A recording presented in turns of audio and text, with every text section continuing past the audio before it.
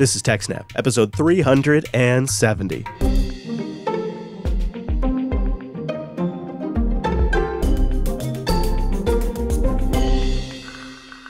Welcome to TechSNAP, Jupiter Broadcasting's weekly systems network and administration podcast. We recorded this episode on May 31st, 2018. It's brought to you by our three great sponsors, Ting, iXsystems, and DigitalOcean. I'll tell you more about those sponsors as this show goes on. My name is Chris, and joining us every single week is my co-host, the admin, the presenter, and the engineer. It's Mr. Payne, Mr. Wes Payne. Hello, Wes. Hello, Chris. Wes, it is good to be connected with you from Klamath Falls this week, and we've got a great batch of warm-up stories, and then we're going to get into a news item that I think a lot of you have heard about, but maybe haven't gotten the nitty-gritty details. So let's kick it off with a story that really brought a smile to my face, because of course this was coming. Computer scientists have now invented a way to hide secret messages in ordinary text by imperceptibly changing the shapes of letters.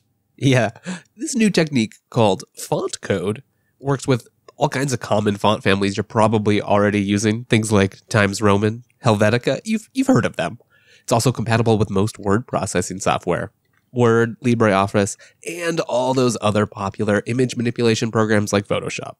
Now, there's definitely some obvious applications for something like this, especially in the world of espionage, but the inventors actually suggest some more practical uses, especially for things like embedding metadata into texts, kind of like watermarking. Yeah, I could definitely see it being used for watermarking in a way that wasn't tacky, perhaps. Yeah, exactly. You don't have to have it there, but if you need to prove fidelity of an image, you have that available to you. Maybe another application is legal documents. You could detect a document even when printed on paper and detect if it's been tampered with. Now, one thing that jumped to my mind is QR codes, right? Like we're already using something sort of similar to try to have things on printed documents to embed information.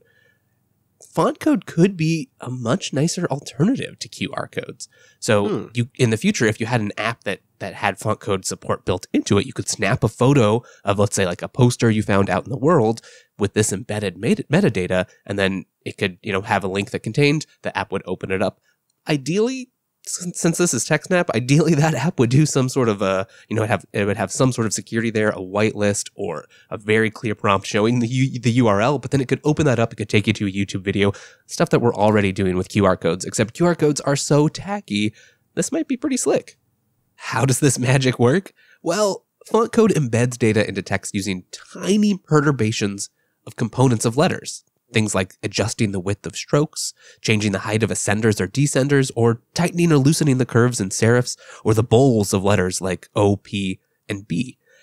Then they've trained a convolutional neural network to recognize those perturbations and recover the embedded metadata. What's neat about this approach is that the amount of information font code can hide is limited only by the number of letters on which it acts. So, the more area you have, that scales up exactly with the amount of metadata you can embed. Oh, interesting. So that what strikes me about that is you could be conveying one set of information to human observers and another set of information to a robotic observer, but it's the same data. It's the same display. It's two different perceptions of information, though. Yeah, right. It creates a second dimension, if you will. What struck me reading this as well is we're already seeing kind of an explosion of AR technology. And if you're wearing something like Google Glass or you're using a phone to view things, suddenly the world could be much richer. You have one level for just regular humans and then a second level that has all kinds of additional information you might need in such an environment. Yeah, without having to compromise the non-augmented experience. Exactly. Another interesting aspect of font code is it can not only embed the messages in text, but it could also encrypt them.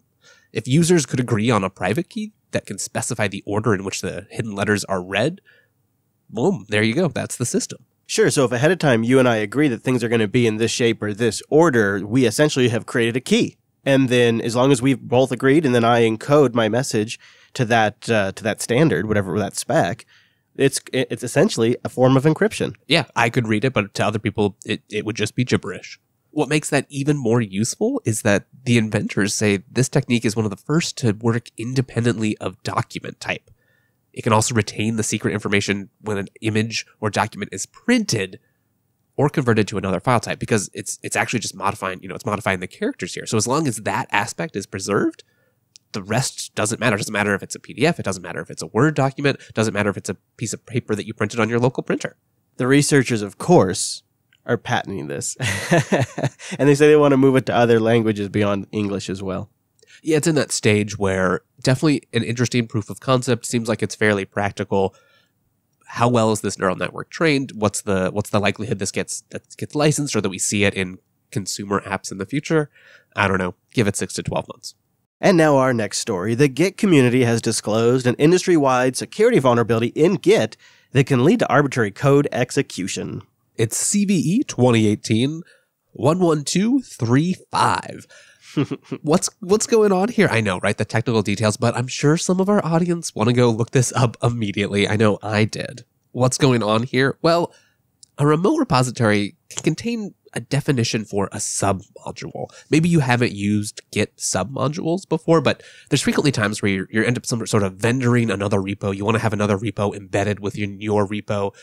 It can help, especially if you're using a bunch of components when you're trying to build software. You want to have better control over modularization, or let's say you're in a big enterprise and you want to pull down some code from the world, but make it simple, not have to make a big script to pull all of your various source files. So those are some of the reasons you might use a submodule. When a repository contains a definition for a submodule, it can also bundle that submodule's repository data checked into the parent repository as a folder. Then, when you recursively clone this repository, which means you clone the repository and you want to go recursively check out all the submodules contained in the repository, Git will first check out the parent repository into your working directory, then it prepares to clone the submodule. It then realizes that it doesn't have to do the clone because you've already embedded the submodule in there. It's already right there on the disk since it was checked out when you got the parent. Git then skips doing the fetch step and just checks out the submodule using the repository that it already has on the disk. Sounds all well and good, right? But the problem here is that when you do a Git clone on a repository, there's actually some security considerations already in place. Git clone intentionally skips basically a lot of extra data you don't need and would be a bad idea for you to have. This includes stuff like the contents of the .git/config file, and especially things like hooks, which are scripts that will be run at a certain point within the Git workflow. A common one is the post-checkout hook, which runs anytime Git checks files out from the working directory. This is used a ton for, especially on things like GitLab or GitHub. You want to make sure enforce standards, run a bunch of CI jobs, things like that. This stuff's not cloned from the remote server because basically it would open up a dangerous vulnerability. The remote server is providing you code in this case that you would then just execute on your computer. You, wise TechSNAP and listener, that's a bad idea. Unfortunately, when you have submodules configured in this exact way, and when this vulnerability is impacting your version of Git, that's exactly what happens. Remote code execution on your machine from the Git remote. So, since the submodules repository is checked into the parent repository, it's never actually cloned, so that clone code that has those security considerations in place, it's not run. So the submodule repository can actually just have all those hooks configured, and Git will happily run them. So the way this works is if you recursively clone a carefully crafted malicious parent repository, it first checks out the parent, then it reads the submodule's checked-in repository in order to write the submodule to the working directory, and then finally, again, because you're not running the clone code, it executes any post-checkout hooks that are configured in the submodule's checked-in repository. That is where a malicious attacker could embed all kinds of dangerous functionality. Now, in this case, it would just run a command as your user, but if you've done something dangerous, like run this as root, or have passwordless sudo, or already, you've just recently entered a sudo command, this can be pretty dangerous. Yeah, and I could still see there's valuable information in a user's home directory, including config files and .ssh directories and things like that would still, you would want to have protected, and this would have access to. Now, an important point here is just cloning one of these repositories isn't enough to trigger this vulnerability. You actually do need to go interact with the submodules, running something like git clone -- recurse submodules or similar equivalent commands. And what's actually happening is the malicious attacker has crafted their .git modules file, and then when you run that command, the submodule names which is a Git term, are obtained from this file and then appended to an environmental variable. Unfortunately, they didn't check, and // is actually allowed when you do that. And so that's really where the vulnerability happens. You're appending to your git dir / modules // that goes back up into your working directory, and then that lets the post checkout hooks from the submodule get executed, which bypasses the intended design in which hooks are never obtained from the remote server. So basically that means the fix is actually pretty simple. Submodules folder names are now examined more closely by Git clients. So they can no longer contain .. and they cannot be symbolic links, so that they must be within the .git repository folder and not in the actual repository's working directory. After some updates, the latest versions of Git will now just simply refuse to work with repositories that contain a submodule configuration like this. And a lot of the effort here has really been fixed on the remote end. So people hosting Git repositories for you, places like GitLab, GitHub, they will also just simply refuse to let you upload them. Well, GDPR Watch is officially kicked off here at the TechSNAP program, and we have just a quick one. Ghostery really stepped in it when they were trying to do the same thing that all of the other service providers in the world were doing, and that was emailing you about their updated privacy policy. You're probably already seeing a flood of those emails in your inbox, and Ghostery was piling on. Here's what happened. They sent out an email that resulted in just the exposure of account holders' email addresses to other Ghostery account holders and Ghostery users. Now, how did that happen? Well, they recently decided to stop using a third-party email automation platform. In an effort to be more secure, ironically, they wanted to manage user account emails in their own system so that they could fully monitor and control data practices surrounding them. Okay, sounds reasonable. Unfortunately, due to a technical issue between Ghostery and the email sending tool they were using, when they sent this GDPR notification email, it was supposed to be a single email to each recipient. Instead, it was sent to the entire batch of users, all of the email addresses simply put right on the to line. Therefore, anyone receiving the email could see all the recipients also receiving the email. Boy, that is the worst. It's the most basic, simple mistake to be made. Now, I'm sure there was some sort of UI in the way that made this more obfuscated, but still, it's pretty embarrassing. It sure is. How did they handle it? Well, once they realized it was happening, they immediately stopped sending out additional emails and stopped the process for all future emails. Luckily, it didn't affect all account holders. You were only affected if you were an account holder and you received one of these GDPR emails on Friday, May 25th, 2018. If you're a Ghostery user without an account, you were not affected. And especially if you've never given your email to Ghostery, well, you're fine. What is Ghostery doing after this incident? Well, first of all, they're reporting the incident as is mandated by the GDPR. They've also already terminated the email distribution, to quote them, and they say they've already determined what went wrong. In the end, it was pretty much simply just human error. Yeah, it's one of those things that seems like a human error. I think the language they're using here is interesting. They're throwing in that word terminated, which you often associate with a human error. Oh, when that mistake is made, they terminate the employee that made the mistake. But that's not what they're terminating. They're terminating the distribution.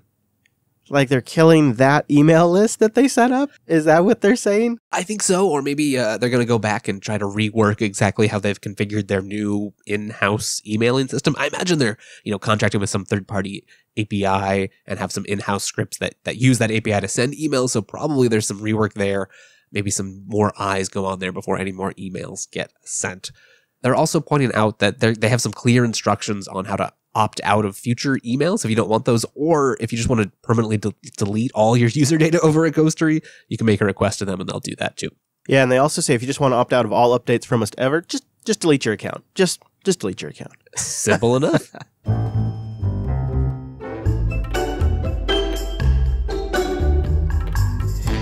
TechSNAP.ting.com. It's smarter than unlimited. If you use less, you pay less. The average Ting bill is $23 per phone per month. And if you go to TechSNAP.ting.com, you'll get $25 off a Ting device. Or if you bring a device, they'll give you $25 in service credit. Now, if you recall, I just said it's $23 per month per phone on average. So that means you'll get more than your first month covered. And they give you a great control panel to see your usage wherever you're at from one spot. On your phone, on the web, it's all the same. Great login system, simple, but you can take complete control And one of the great things about Ting is they communicate clearly with their customer base. And I've been a Ting customer for more than 4 years now, and I really have come to appreciate that. And they're posting an update on their routers, if you have Ting Fiber Internet, that it's related to the VPNFilter malware that we'll be talking about in the TechSNAP program. So they have a blog post about that is relevant to you. But get started by going to techsnap.ting.com. You can go check out the devices directly from Ting, bring your own. They have a CDMA and a GSM network. You pick what works best for you. TechSNAP.ting.com.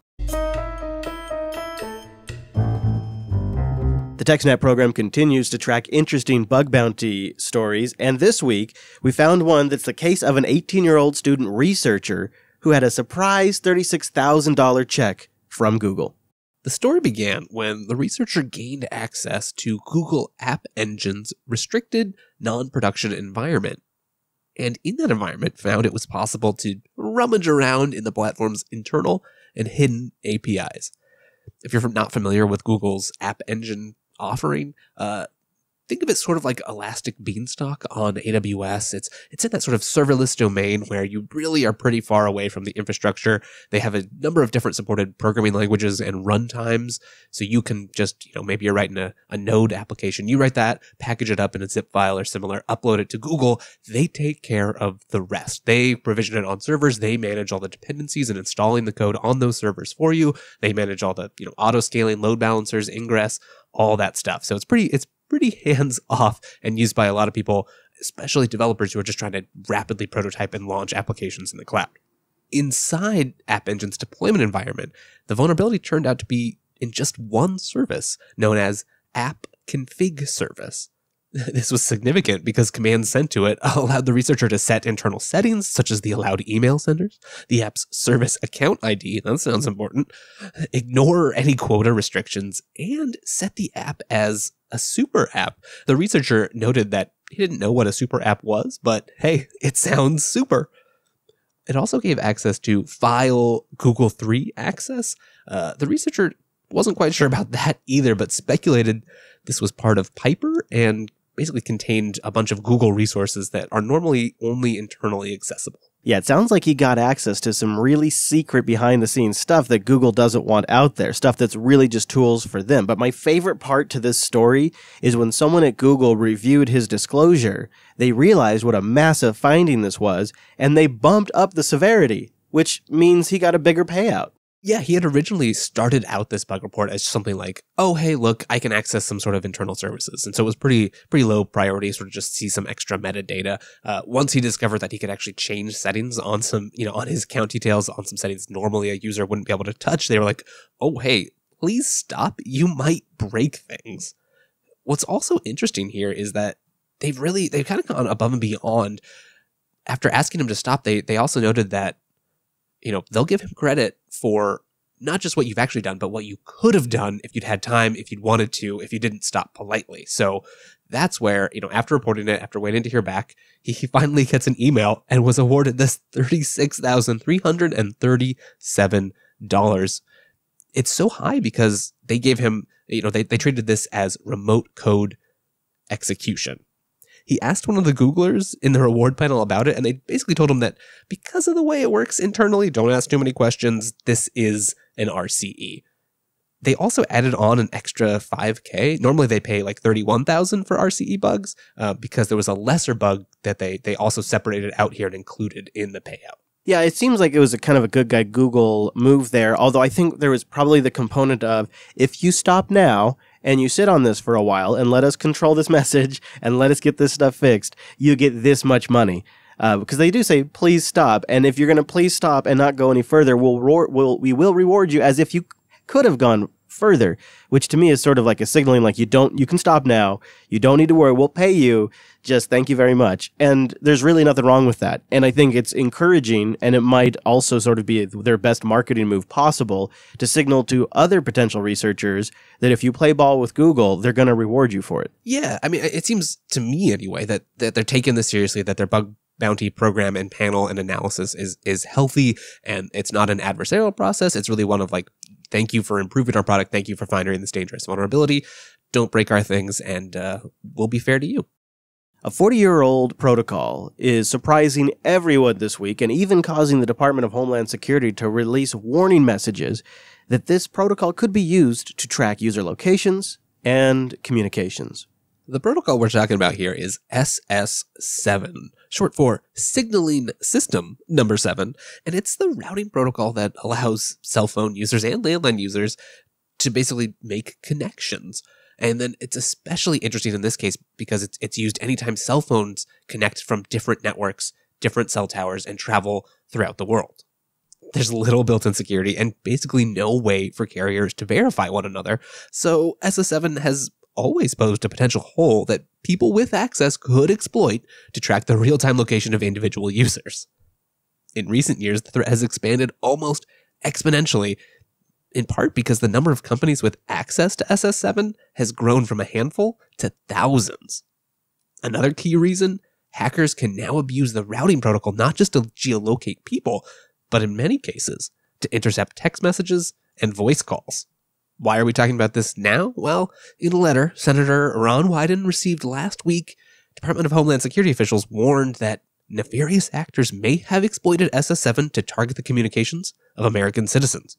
Additionally, one of the major wireless carriers informed Senator Wyden's office that they had reported an SS7 breach in which customer data was accessed to law enforcement officials through the government's Customer Proprietary Network Information Reporting portal. Now, it's not clear if the DHS warning involving nefarious actors is actually related to that SS7 breach.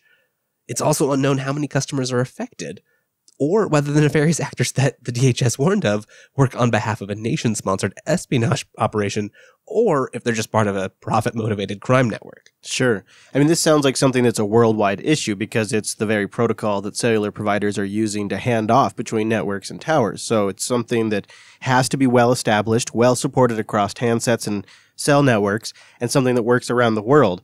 That's the exact kind of recipe that you get for something that sticks around much, much longer than it should. Often with these kinds of things, we see these kind of vulnerabilities, but I don't think any of this is new. I seem to recall having past conversations about this very problem. Oh, yeah, absolutely. Back in 2016, U.S. Representative Ted Lieu of California got a vivid demonstration of this. He gave reporters from CBS News permission to abuse their access to the routing protocol. Yeah, that's right, they have access to it, to record his calls and monitor his movements. All they needed was his public 10-digit phone number. A year after that, thieves used SS7 to bypass two-factor authentication. Hey, Chris, I know how you love that SMS two-factor. Mm-hmm. They bypassed that authentication used by banks to prevent unauthorized withdrawals from online accounts. So that hack allowed the attackers to intercept one-time passwords before they could be received by the intended bank customers. It's sort of fascinating. This story is coming out right now, and there's been a recent New York Times report about Securus and some of the other companies that are selling customer location information. And I covered it on Tech Talk Today recently, and there's even a portal where you can go in and put your own information in, and it'll locate you, not based on the GPS information on your phone, but just via cellular triangulation from the cell towers that you've talked to. And perhaps it is SS7 or something that they're using to track that. Or it could just be a data feed directly from the providers. I don't know. One thing you might want to install if you're interested in this stuff is an app by security research labs known as Snoop Snitch. It does a lot of neat things, some of which like including analyzing your phone's firmware for installed or missing Android security patches. And if you have a compatibly rooted phone, it can do stuff like warn you about threats from fake base stations, user tracking, and these kinds of SS7 attacks. You might be wondering, like, why is this so easy? How does it all work? What is SS7? If you're familiar with SIP is used to set up VoIP calls. So it's the signaling layer, and it's for IP networks, so packet switch networks. And in that sense, it's in-band. I send some SIP signals to you, Chris. You respond. If we're able to establish a call, then we switch over to UDP and send RTP media between us. So SS7 is analogous in some ways and accomplishes some of those same goals, but it's older and it's for the PSTN, the publicly switched telephone network, which is a circuit switched network. It's also out of band. So there's separate SS7 connections. You have usually they're like 64K links between carriers. You then signal over those connections to then basically set up a circuit between callers. So once that circuit is set up, the phone call can communicate, and all the signaling happens on this separate SS7 signaling channel. Now, traditionally, there haven't been that many carriers, right? There's not that many people with access to this, not that many trying to make connections in this network. A lot of times connections between carriers are pretty specific anyway. There's a lot of interop procedures that have to go on. It's something of an old boys network. So there hasn't been a lot of authentication or encryption or security built into the protocol. You've already established the connection. You're paying for a line between these companies, so you don't have to worry about it. But as more organizations have access to it, the old outdated design of this protocol it's really causing some problems. Some really big updates from Kubernetes just a couple of days ago. It looks like some new integrations and things that I am now just grasping to understand as it gets more and more complex. So I turn to the one, the only Mr. Wes Payne to help me break it down. So if you've been following this closely, you may have seen one of their previous blog posts talking about Containerd, bringing more container runtime options to Kubernetes. Well, with a bunch more development and hard work, that integration with Containerd is now generally available. You can use Containerd 1.1 as the container runtime for production Kubernetes clusters today. It works with Kubernetes 1.10 and above, supports all Kubernetes features, and the test coverage of Containerd integration on Google's cloud is now equivalent to Docker. So this is swapping out Docker in this Kubernetes chain for Containerd. Yes. So to get a little more into that, what's happening here? What is a container runtime? Well, a container runtime is the environment that actually runs the container. A lot of what's happening in the space in Kubernetes and similar is orchestration of containers above that. So in the context of Kubernetes, we really have a lot more choices for container runtimes. Kubernetes originally leveraged Docker for running containers, as it was obviously sort of the de facto industry standard at the time. And it's still the default container runtime. After that, CoreOS jumped in the game with their Rocket runtime. So they actually, when they wanted to make Kubernetes run on Rocket, they put forth a bunch of patches to Kubernetes so that you could use Rocket. Kubernetes was like, well, okay, great, we like that, but what if someone else comes along with this? We don't want to have to keep doing this. Instead, they decided to create an API to define calls to interface with the container runtime. Thus, the container runtime interface was born. And this is basically just like an abstraction layer so that, you have a standard set of APIs between Kubernetes and whatever it's using to actually run the containers. So you can create your own container runtime. All you have to do is implement that interface. The other thing to know here is what is Containerd? Containerd is basically the core container part of Docker. Docker's gone through a number of different architectural refactorings and updates over the years. And just last year in 2017, they basically ripped out a bunch of the core of Docker and packaged it up as Containerd and then gave that to the Cloud Native Computing Foundation as an open source stewarded project there. And then the Docker engine just sits on top, has all the, the special Docker stuff, but fundamentally just talks to Containerd. What this integration is all about is having Kubernetes, instead of talking to Docker engine, which talks to Containerd, just talk to Containerd. And the architecture for this has sort of evolved a number of times, each time making the stack a little bit more stable and a little bit more efficient. So at first you had Kubernetes and it was talking over this interface, the CRI, to something called Docker Shim.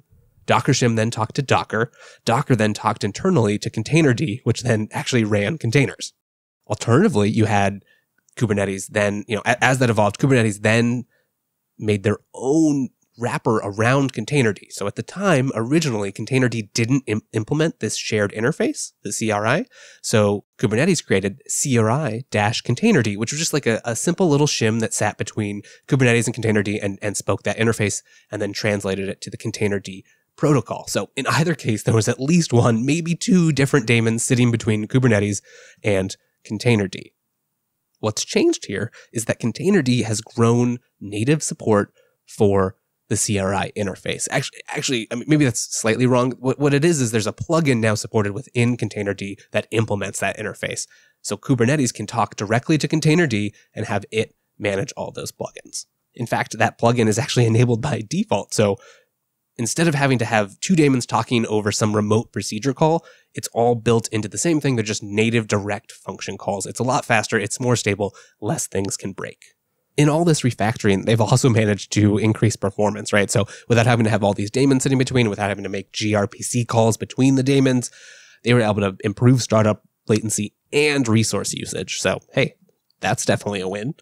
Now, you may be wondering, does switching to Containerd mean I can't use Docker Engine anymore? The short answer, no. Docker Engine is built on top of Containerd. The next release of Docker Community Edition will actually use Containerd version 1.1. And of course, it will have this CRI plugin built in and enabled by default. This means users will have the option to continue using Docker Engine for other normal Docker purposes while also being able to configure Kubernetes to use the underlying Containerd that came with and is being used by Docker Engine. So you install one Containerd, Docker Engine talks to it, and Kubernetes talks to it. You don't have to have any replication. You don't have to have a bunch of shim layers. It's a lot cleaner. Furthermore, a Containerd namespace mechanism is being employed to guarantee that Kubernetes and Docker Engine won't see or have access to containers and images created by each other. That means they won't interfere with one another. So maybe you've got a node that's running Kubernetes, but you also want to add a couple sidecar applications, or you just need some other, maybe you have like some custom services you also need to run on that node and you don't want to use Kubernetes for, you're just using Docker standard. You can do that and you can be sure that those things won't conflict. Users won't see Kubernetes created containers with the Docker PS command, and users won't see Kubernetes pulled images with the Docker images command. Instead, there is a new tool, CRI-CTL, which has a bunch of those commands built into it. The nice thing about this is the CRI-CTL will work with anything that implements the CRI interface, and it's specifically motivated to be used for debugging, for managing production Kubernetes clusters. So it doesn't do all the things that the Docker command does. If you've been running Kubernetes on Docker and you're just using Docker to sort of manage that local container control, yes, it works. Yes, Docker, it can see a lot of the stuff that was happening, but you could also do dangerous things. Maybe you rename a container, maybe you delete something. CRI-CTL is really meant to be like just the debugging introspection stage, and then the actual container management orchestration is handled by Kubernetes. But again, you still get the reuse of the underlying Containerd, so you can have Kubernetes have its own namespace, Docker has its own namespace, and it all works with the same stack, the same daemon underneath. That's a great explanation, Wes. That actually makes it a lot more clear. Much more clear than the Kubernetes post did, so I appreciate that. You're keeping this straight for me. This is the personal Keep Chris Straight segment on the TechSNAP program now. Now, I should mention, there's just to make it even more confusing, because the container runtime interface is, a generic interface, there's also another runtime we should probably mention, and that's CRI-O. It's a lightweight container runtime that was basically, they took that interface spec and then made a daemon specifically for it. So this is a runtime designed explicitly for Kubernetes. You've got a ton of options. iXsystems.com/TechSNAP. That's the landing page to go to iX and learn more about a company that's going to build a hardware solution for you. They're the only provider I buy from, and that's after years of trying all of them. There's lots of different ways iX can build something around open source technology for you. Now, we often talk about all of the really high-end systems. I want to talk a moment about really great, solid, stable virtualization. A solution based on iXsystems servers and TrueNAS, their unified storage appliance, provides a highly available, high-performance, and full feature-rich infrastructure for mission-critical VMs. And TrueNAS provides freedom of choice. It supports VMware vSphere, Citrix XenServer, Microsoft Hyper-V, and your open-source hypervisors like KVM and even Beehive. They've worked to make all of that work safely, securely, and reliably with TrueNAS. When you think of iXsystems, you often think of ZFS. ZFS has really been one of the cornerstone technologies that iXsystems has built so many incredible systems around. And they have a team at iX that's intimately familiar with ZFS. They work upstream with the OpenZFS project. And to that end, Michael Dexter recently posted on the iX blog visualizing ZFS performance, or for old time's sake, ZFS performance. This is a rundown of tools that are available to monitor all aspects of ZFS performance on your rig. Michael Dexter's their senior analyst, and he's always got great write-ups on their blog. So no matter when you're listening to this episode, it's worth a visit to the iXsystems blog. Start by going to iXsystems.com/TechSNAP. They have a white paper there that you could grab to help learn a little bit more about why they might be a great choice to go with. I encourage you to try out iX for your next infrastructure build. iXsystems.com/TechSNAP. You may have seen the headlines that 500,000 home and small office routers around the world were compromised with sophisticated, potentially nation-state-backed malware. Well, that's a good headline, but your TechSNAP program likes to dig into the details, and Wes and I have been reading up, and there's some interesting things and maybe some things still to be learned about VPNFilter. A recent advisory from Cisco researchers have identified VPNFilter as a modular, multi-stage malware that works on a variety of consumer-grade routers made by Linksys, MikroTik, Netgear, TP-Link, and on network attack storage devices from QNAP. It's one of the few pieces of Internet of Things malware that can actually survive a reboot. Infections in at least 54 countries have been slowly building since at least 2016, and the researchers have been monitoring them for several months. There's little doubt that whoever developed VPNFilter is an advanced group. Stage 1 infects devices running BusyBox and Linux-based firmware. It's compiled for several different CPU architectures. The primary purpose is to locate an attacker-controlled server to receive more fully featured second stage. It does this by downloading an image from photobucket.com and then extracting an IP address from 6 integer values that's encoded in the EXIF GPS latitude and longitude location. In the event that that PhotoBucket download fails, Stage 1 will instead try to download the image from a website simply known as toknowall.com. If even that fails, Stage 1 opens a listener that waits for a specific trigger packet from the attackers. The listener checks its public IP and then stores it for later use. Stage 1 is the only stage that persists even after the infected device is restarted. To be a little more specific, that listener inspects all IPv4 packets with the SYN flag set, and then it checks that the destination IP matches whatever IP it had recorded when it was first opened. It makes sure then that the packet has 8 or more bytes, and then scans the data for a specific string of 4 hex characters.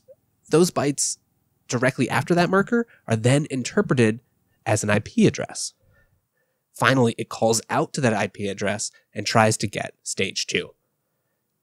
Once it has received a payload, it confirms that that payload is at least 1001 bytes and then executes.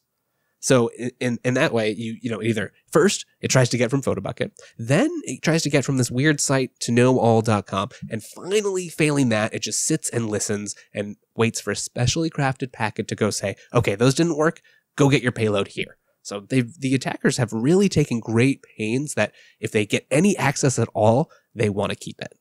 To make matters worse, once Stage 2 has been loaded by any of those methods, turns out some versions of Stage 2 also possess a self-destruct capability. So it basically overwrites a critical portion of the device's firmware and then reboots, bricking your device.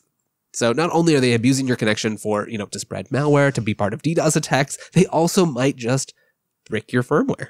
This is a fascinating infection because it goes through lots of different types of efforts to try to maintain some level of control, even listening for that special packet.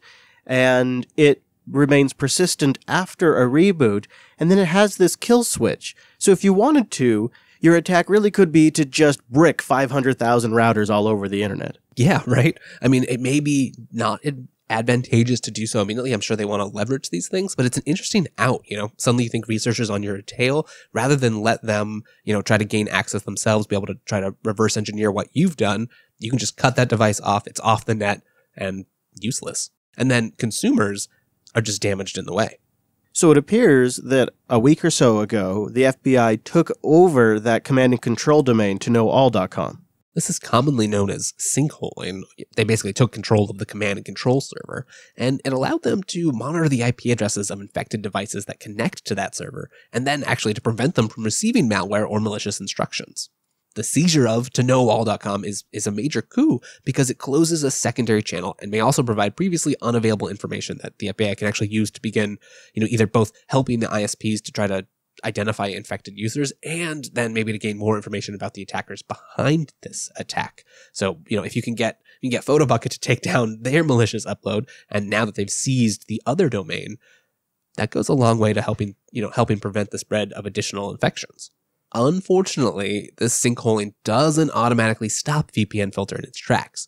Assuming the attackers captured the IP addresses of all the devices they managed to infect with stage 1, the attackers could still send those magic packets to those listeners and regain control of the devices. And part of the confusion here is that the FBI sent out a notice saying that, consumers should be wary of this and that they should reboot their routers. Now, rebooting the router will clear stages 2 and 3, but as we've just mentioned, stage 1 is persistent. So there's less risk now of actually, getting stage 2 or stage 3 reinfected, but you're just having to hope that those attackers don't have your IP address and can't immediately send a reinfection packet. So the better advice is, check with your device manufacturer, make sure you have the latest firmware, and do a factory reset and install the latest factory firmware. Another interesting aspect of this attack is a lot of times we end up identifying attacks based on a specific vulnerability, right? Some backdoor in a lot of devices, or a bug that lets you gain remote execution privileges in some piece of software. Here, researchers still don't really know precisely how the devices are getting infected, but almost all of the targeted devices have known public exploits or default credentials that make compromise straightforward. So instead of identifying it based on, individual exploits or holes, what's unique about it is that they're all being controlled by a common source. That's what makes it a cohesive piece. And it's instead of being individual vulnerabilities, it's really a concentrated effort on attack of whoever these attackers may be. So they're not really sure we have a subset of devices that may be infected. It seems like really anything that has, Linux firmware or BusyBox could be, but if you've got anything common from Microtech, a router OS box, if you've got some Linksys routers, Netgear routers, QNAP devices, some TP-Link routers, go check out the show notes. You can go see a list of the affected devices that people are aware of currently, and whatever you have, go make sure you're up to date. And as just a general reminder that these little tiny router boxes tend to just suck and get neglected, a rather large telecom in Southeast Asia had a little snafu with the router they've deployed for all of their customers. Yeah, that's right. Singapore Telecommunications Limited left approximately 1,000 customer routers wide open to a potential attack via an unprotected port. The root cause was that port forwarding was enabled by Singtel customer service to troubleshoot Wi-Fi issues for their customers, and unfortunately, it was not disabled when the issues were resolved. New Sky Security alerted the region's Singapore Computer Emergency Response Team, or SingCert. They worked with Singapore Telecommunications to resolve the issue. The researchers identified the impacted routers as part of Singtel's own branded Wi-Fi Gigabyte routers. What makes that important is that once researchers connected to the port, there was no authentication. They observed that anyone could get complete access to those devices, no credentials required. These little devices are a challenge because they're sophisticated little computers that are connected to the internet on the edge. So they're particularly hard to watch, and they're particularly exposed. And in the case of this recent VPNFilter, researchers are not completely clear on how it's infecting all of these devices. Just last week, Comcast patched a bug that under certain conditions leaked customers' SSID names and passwords of the Xfinity routers. So they have to stay on top of this stuff. And I think maybe just a good principle for security hygiene is if your router and any of your edge devices are not getting current updates, it's time to move to something else. If you're a technical user who's capable of managing your own firmware and can stay on top of it, okay, that's great. I'm sure you know who you are, but for everyone else, this is too important. We can't keep living in the days of, I bought this router at the store, I'll install it and forget about it, never even log into the admin interface. That's just not going to work in the security world of 2018. So it really behooves manufacturers, service providers, if you're going to be managing consumer end devices, you got to take that stuff seriously. You got to have better hygiene, and you got to make sure you can supply updates in a timely fashion. do.co/snap. DigitalOcean is infrastructure that you can deploy in less than 55 seconds all over the world. You can build better apps faster with DigitalOcean. If you want a base Linux system or FreeBSD system or the entire stack, you can deploy it within seconds. And when you go to do.co/snap, you'll get $100 credit for 60 days. A $100 credit? Yeah, that's right. My favorite rig is just 3 cents an hour. Everything is SSDs. 40 gigabit connections coming into the hypervisor. Super fast systems. Predictable pricing. industry-leading performance, and all kinds of optimized droplet compute types. So if you have a special application need, they have lots of different custom droplet types. They also have a new mix and match droplet where you can mix and match the resources you need. And then they provide things like cloud firewalls. So they filter traffic at the network level. They have a 99.99% uptime SLA. They have easy, simple, straightforward DNS management, alerting and monitoring built in, and, like I said, data centers all over the world. They wrap that all up with an easy-to-use API and a beautiful, simple, straightforward, you might even say, dashboard for days over at DigitalOcean. And I just found a new project because of this API I just mentioned. People are writing open source code like crazy for DigitalOcean, and I found something called Droplet Cache. Yeah, it's turning DigitalOcean's super fast SSDs into a cache. This is so cool. If you need to distribute some live streams or you have files you want to get to users all around the world at scale with DigitalOcean's speed, you can take advantage of this project called Droplet Cache.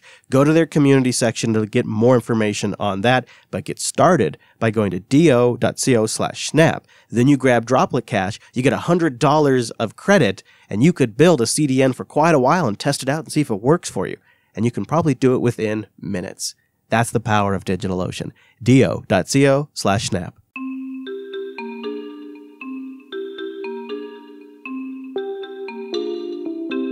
Thanks for going to techsnap.system/contact to send us your questions or your war stories. Yeah, we got another one in here from Dave, and it made me smile again. He says the first build machine for FreeBSD was ref.tfs.com. Before FreeBSD 1.0 was released, and for a while afterward, it lived there. It was housed in one of the labs at a former employer. I was one of a handful of people who knew about its secret hosting setup, and which was not freely known by most people, including upper management. This is probably around 1993 or 1994. Dave goes on to say that once in a while he'd get a call to kick Ref in the head, as it would, get stuck on occasion. He was the first line of contact, but more than a few times, he went down there to reboot it and make sure that everything had come up clean. During one of those downtimes, he decided it would be a good moment to reroute some power cables, as it had obviously been installed by a software guy, probably Julian or Rodney. At any rate, I managed to accidentally unplug an external disk array which was connected to a Sun server, which brought a rather large European bank project down. Turns out it was connected by a 3-power strip daisy chain, which is not exactly best practice. I hadn't realized what had happened until we were in a rather heated meeting with our sysadmin group. Some folks thought it was a power glitch, some folks thought it was sabotage, and everyone was angry. I decided to hold back instead of speaking the truth, which of course is that server is that important. Maybe take a couple of extra minutes and route the power cables properly. That's why I have these things called extension cords after all, or handy power outlets just below the raised floor. I never copped to it because by the time I realized I had done it, things were blown way out of proportion and nobody would have believed I hadn't done it intentionally. Did I feel bad about it? Nah, it wasn't one of our older Sun OS boxes that was based on BSD. It was one of those newer Solaris boxes based on System V. Good riddance. Thank you, Dave. That is a great story. Someone, definitely not Frank, has written to us. Hey, thought I would share my horror story. I worked as a help desk technician for a medium-sized manufacturing company. My supervisor, let's call him Stan, told me that his boss, let's call him Frank, was going to travel to our location for a week. Now, Frank wanted to help us streamline our processes and install some new equipment. Around 3 p.m., I saw Frank and Stan sitting in front of the production mail server. Frank was going on and on to Stan about how he knew all the tricks to get the best performance out of that there Windows server. However, when I got in next morning, I saw Frank and Stan still standing in front of that server. Stan told me that they'd been there all night.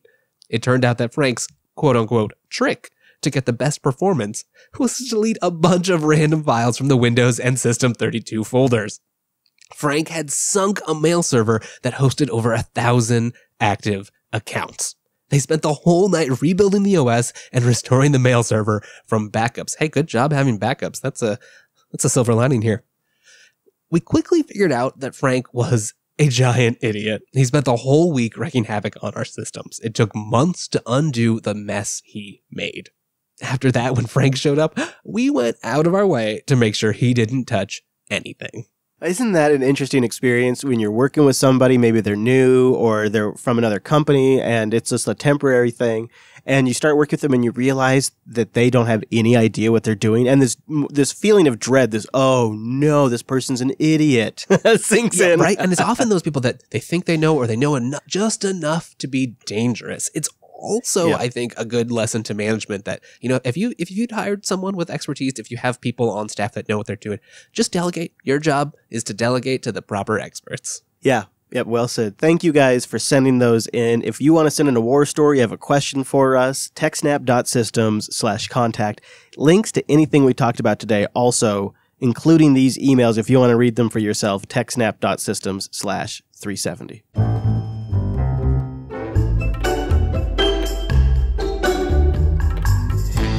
That brings us to the end of this week's program. If you'd like to find the next episode, all you have to do is go over to techsnap.systems/subscribe. Yeah, now might be a better time than ever. On the road down to Texas while I'm at Linux Fest and on the road back, the schedule is going to shift around a little bit as windows of connectivity and non-driving time open. Plus, then you have to factor editing time in. So the release might float a little bit. We're going to try to do one every single week, but the best way just to get it, like Wes said, is to go to the subscribe page. And if you want to just plug it into your RSS catcher directly, it's just techsnap.systems/RSS. You can just put that directly into your catcher and it'll subscribe as well. I'm at Chris LAS on the Twitter. And what are you? I'm at Wes Payne. You maniac. And the whole network is at Jupiter Signal. Thanks so much for tuning in this week's episode of the TechSNAP program. We'll see you next week.